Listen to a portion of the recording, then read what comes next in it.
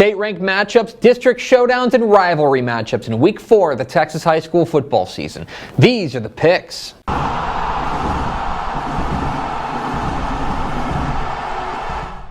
Welcome into the Picks, your guide to the Texas high school football weekend. My name is Greg Tepper of Dave Campbell's Texas Football and TexasFootball.com. Thank you so much for tuning in into Week 4 of the 2023 Texas high school football season. And I really like this group of games. I would say that every week, but especially this week, because you get a wide variety of different stakes here. You've got these fantastic cross-regional matchups and cross-classification matchups that you find in non-district play. You've got a number of teams that are starting district play with games that count. You got big rivalry matchups, you've got narrative games, you've got teams that I think are trying to save their seasons this week. It's a really important and fun week to be a Texas high school football fan, and there's games everywhere you look. Every corner of the state has at least one or two games that are worth your attention. We start in the big country. 7:30 p.m. Friday night at Forest Field in Hawley. It is a state-ranked 2A clash as the Albany Lions visit the Hawley Bearcats. What are the keys to this matchup? Key number one, Hawley's offensive reload. So the defending 2A Division I state champions kind of scuffled out of the gates offensively. Lost their season opener to Jim Ned and then struggled offensively against Lubbock Roosevelt. Now they seem to have found their way last week against Eastland. Quarterback Keegan Abels really lit it up. Landon Sikora, their running back, got going as well. We know they have playmakers, right? Deontay Ramon, Chandler Myers. These are mismatches at the 2A level, but they've kind of been trying to figure out how all these new pieces fit together. Was last week's win over Eastland the spark? That's kind of what I'm interested in finding out. Now, the Albany defense is certainly going to have something to say about that as well. But has Hawley figured it out offensively, or will Albany put the pressure on them?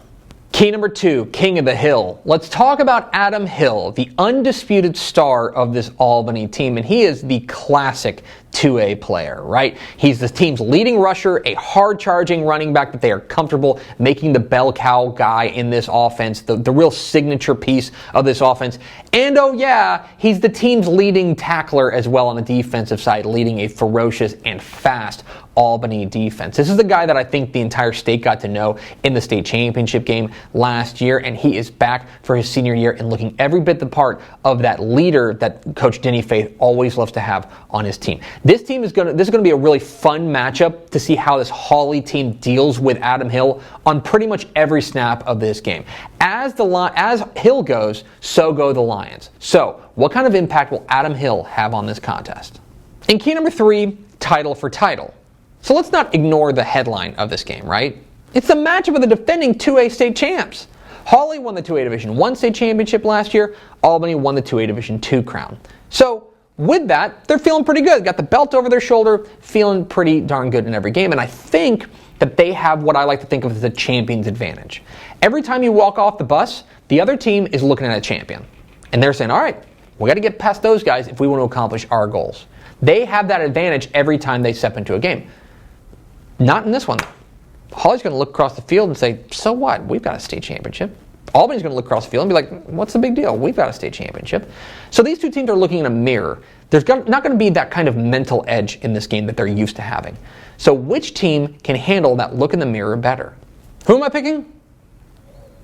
I'm going with Albany. The Lions get the nod here on the road thanks in large part to their more consistent offense. Adam Hill, of course, is such a star, but quarterback Chip Chambers, I think, has really grown into the role as the season has gone on. This is a team that I think is ready for prime time, and their defense is playing exceptionally well as well. Another part of this is, if you remember, last year, Albany hosted Hawley and got beat.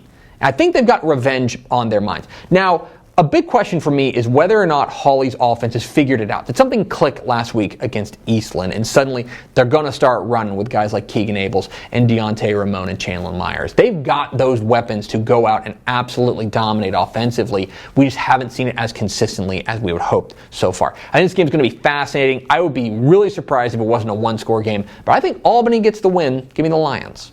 Let's go to North Texas, 7:30 p.m. Friday night at Bobcat Stadium in Celina. It is a top 5 matchup in 4A Division I as the Anna Coyotes visit the Celina Bobcats. This is the third time in the last 12 months that these two teams are meeting, and it's going to be a different feel this time around. Go back to last time these two teams played, and Anna was decidedly the Cinderella. They were the underdog in this game. They hadn't beaten Celina in 50 years. Then they went out and beat them twice. And I'll admit, I had big doubts about Anna coming into this year because they graduated so heavy.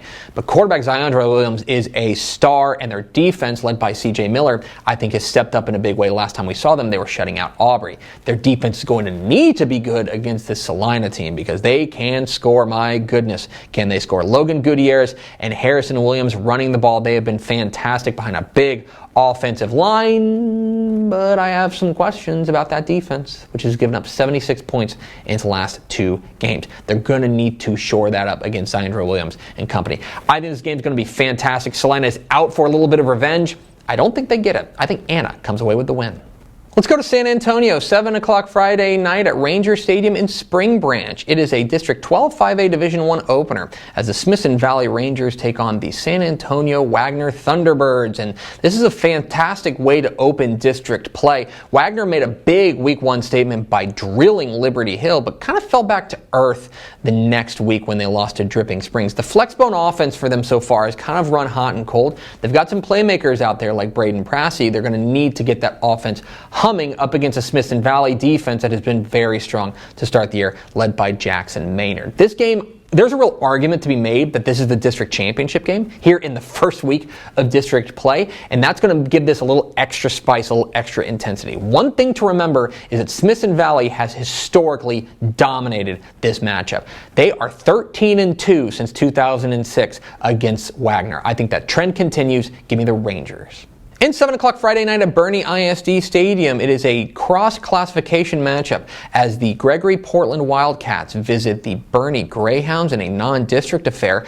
I've made no bones about the fact that I am very into Gregory-Portland. I think that this Wildcats team is for real. I love the way that they run the ball with Gabriel Juarez. I think their quarterback, Reed Dooms, not only has an awesome name, but is also a darn good quarterback. In a third year under Coach Brent Davis, I think has them rolling. Their defense has been very good. They're going to need to be good this week against Boerne because we know what they are about. They're going to line up that big offensive line, and they're going to push, and run the ball with TJ Dement, who is one of the most underrated running backs in the state. We've got Hudson Hendricks back there as well.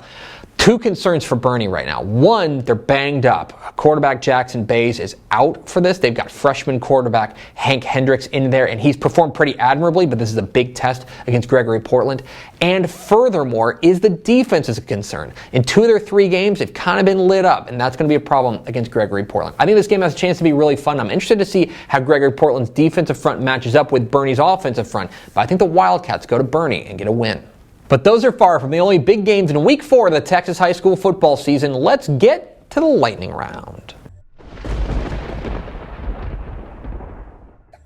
I like Alvarado over Rusk. Give me Amarillo Highland Park to stay hot with a win over Groover. And how's this for a non-district matchup? I like Gunter in a close one over Brock. Center wins a shootout over Dangerfield. I like Dilly to get a win over Freer. And Canutillo takes down El Paso del Valle. Eagle Pass gets a win over Edinburgh North. I like Forney over West Mesquite in a low-key banger. And how's this for a mouthful? I like Cedar Park Vista Ridge over Round Rock Cedar Ridge. Holland beats Bremond. Honeygrove stays perfect with a win over Sims Bowie. And I like China Spring over Waco Connolly. I'm going with Jourdanton over Goliad. Lavernia over Geronimo Navarro. And in a battle of unbeatens, I like Columbus over Houston North Forest. Laredo United beats Schertz Clemens. Sunray gets a win over West Texas High. And I like Comanche over Toller. I'm going with Reagan County over Ira and Battle of Unbeatens down south. I like Roma over Zapata, and give me Cooper over Collinsville. San Antonio Piper stays hot with a win over Hallettsville. Midland Legacy stays hot with a win over Cibolo Steel, and Cuero beats Corpus Christi Cal Allen. I like Seminole over Andrews. Stephenville gets by Abilene Wiley, and huge game in the DFW Metroplex. I like Denton Geyer over Prosper. Did you know Tidehaven hasn't given up a point yet? I think they beat Vanderbilt Industrial. Give me West Orange Stark over Newton, and Dickinson beats Klein Oak. I like Wink to bounce back with a win over Sundown. Give me Franklin over Jasper, and Holiday beats Childress. Ingleside edges Rio Hondo. Liberty Hill keeps it rolling with a win over Leander Rouse, and Llano beats Coleman. Big rivalry matchup out east. I like Longview over Lufkin. Big matchup of unbeatens in the 2A ranks. I like Mart over Centerville, and give me Newhome over Floydada. I'm going with PSJA North over McAllen. In San Antonio, I like Alamo Heights over McCollum. And for the 780th time in the last couple of years, it feels like, I like Wichita Falls Rider over Lubbock Cooper. Fun matchup of unbeatens in the Houston area. I like Willis over Conroe, and give me Winsboro to take down New Boston. Wolfforth Friendship stays hot with a win over Albany in our 6-man game of the week. I like Newcastle over Jonesboro. And those are the picks. What am I wrong about? Which games did I leave out? Leave comments down below. Don't forget that subscribe button. Follow us on Twitter at DCTF. Like us on Facebook, facebook.com/Dave Campbell's. Follow us on Instagram, instagram.com/Dave Campbell's. And of course, see us at texasfootball.com. Thanks for watching. Enjoy week 4 of the Texas high school football season. We'll see you.